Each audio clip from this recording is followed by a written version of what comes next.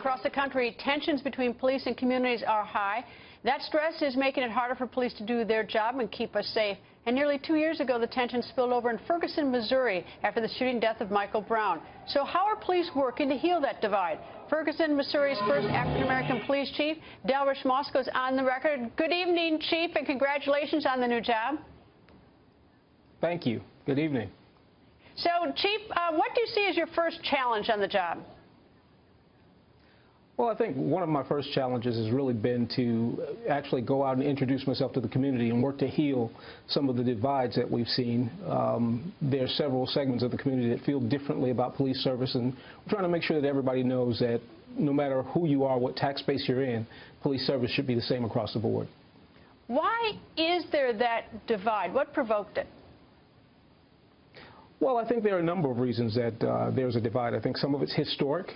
Some of it has to do with some things that were discovered here in the city of Ferguson. But a lot of this is also playing to the backdrop of a national narrative that also talks about where an incident happens in Miami and it has a bearing on what happens in Ferguson, or an incident happens in Baltimore and it also has a bearing on what happens in Cincinnati. And so I think part of this is part of it's historic, part of it's systemic, and part of it has to do with a national backdrop.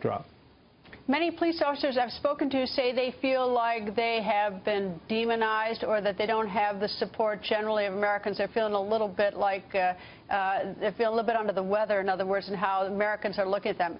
Do you understand that? Is that true, and is that fair? I think I understand it, because any time that you're in a profession, and most police officers take this job to do good, you feel like you're assailed by people who don't appreciate it. And of course, there's that feeling. But I tell them to harken back to the 1980s when I started. We would pull up on an avenue and we would take on rocks and bottles. Now you take criticism, a little bit of protest, and you probably get some harsh posts on social media. So I don't think that it's gotten worse, but I can understand why in the middle of battle you would feel that way. What's the role of race in all this?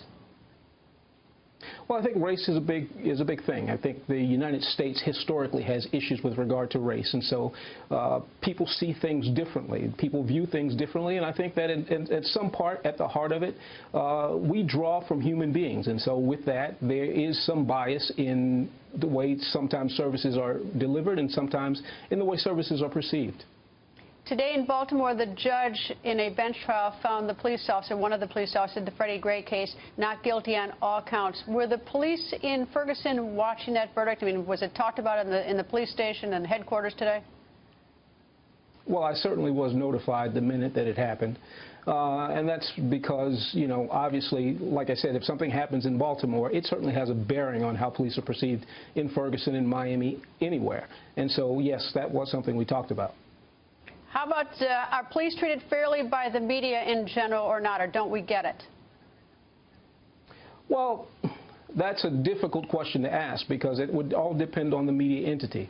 There are a number of variables that didn't exist 20 years ago. Social media, for instance, and media geared toward a particular interest. A lot of things happen now that didn't exist before, and I think so there's a more polarized version. But there are some people in the media who get it. There are some who just don't.